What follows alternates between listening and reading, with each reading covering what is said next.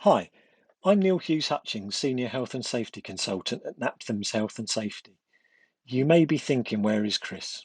Do not worry. After his incredible achievement of completing a marathon the other weekend, I thought I would give him a well-deserved rest. Truthfully, though, Chris kindly asked me if I would present this month's podcast.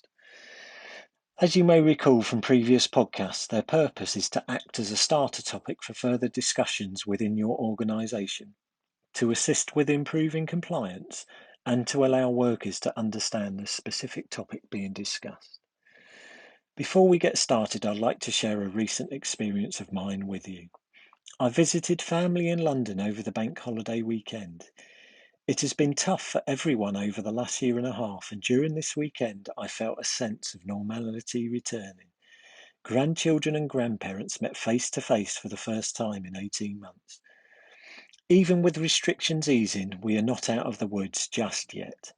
Care providers, business owners, and operators of services in the care sector should ensure that their workplaces have adequate ventilation or air conditioning, and that their coronavirus risk assessment has been updated to reflect the restrictions easing. This can help to reduce the spread of coronavirus in the workplace. You may still choose to have one-way systems, hand sanitizing stations, and enhanced cleaning and hygiene protocols. That said, the important factor is that these control measures are recorded in your coronavirus risk assessment and that it is communicated to all workers. The Health and Safety Executive are continuing to carry out COVID spot checks on organisations. So let me begin. The question I'd like to ask this month is, do you have lone workers, and how do you supervise and control the risks they may encounter? To answer this question, we need to firstly know how lone working is defined. In simple terms, a lone worker will be a person who works by themselves. I hear you groan and say, is that it? It is the second part of the definition that defines the exact meaning of lone working, and that is that they work on their own with no direct or close supervision. Have a think for a moment or two. Who in your organisation would fit into this definition of working by themselves without direct or close supervision? Do you have delivery drivers or patient transport drivers? Perhaps security or night duty staff or cleaners? If your staff work in large care homes, they may work alone in isolated parts of it. Do they escort patients on day trips or walks or to medical appointments? Do they visit patients in their own homes? All of these may fall under the category of lone working. Why are these workers at greater risk? Well, if something was to go wrong, they may not have anyone to help them, as they are not directly or closely supervised.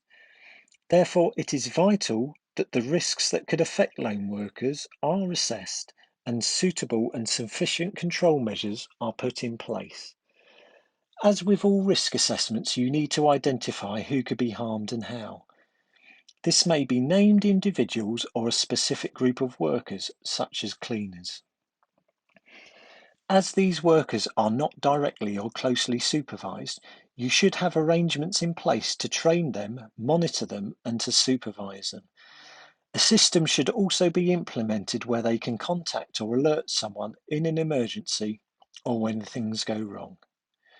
The risks to consider within the care sector would be the risk of violence or injury and the stress, well-being, or mental health effects that isolated working may present.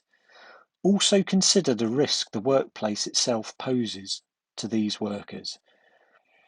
Those who work alone may be more vulnerable to the risk of violence, and the Health and Safety Executive defined this as any incident in which a person is abused, threatened, or assaulted in circumstances relating to their work. For these workers, you should train them in personal safety or the prevention of violence.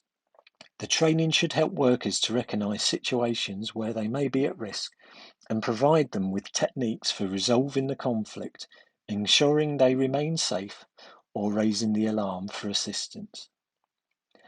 Being isolated whilst working can impact on workers' mental health and can cause work-related stress. It can be difficult for lone workers to contact managers or supervisors for support or assistance. Emergency procedures should be in place, and you may decide that lone workers carry a first aid kit and receive first aid training on how to administer first aid to themselves, or have access to the existing first aid facilities within the workplace. There is still a duty to monitor and keep in touch with lone workers.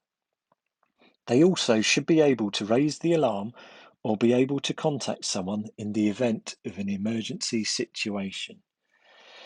Technological solutions can help with the communication process. They can be as simple as two-way radios or mobile phones, or more complex bespoke lone worker alarm systems.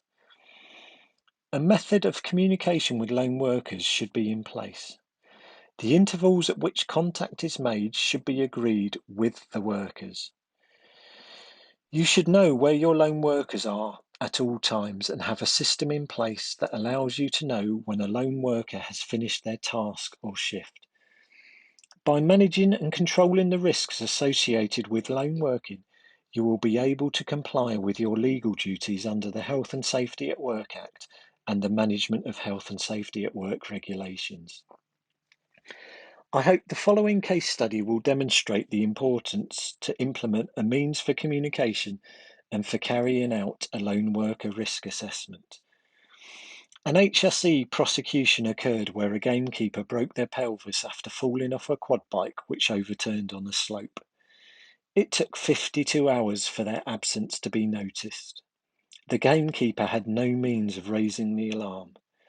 The gamekeeper unfortunately died as a result. However, the accident itself did not cause the fatality straight away. Had a system been put in place for the gamekeeper to raise the alarm, such as a mobile phone for contacting the emergency services, the gamekeeper could have summoned medical assistance. The organisation was prosecuted for failing to provide the means for communication and for not carrying out a risk assessment for a lone worker to report in at the end of a shift.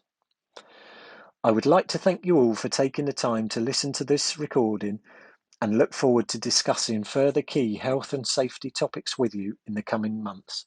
Thank you and take care.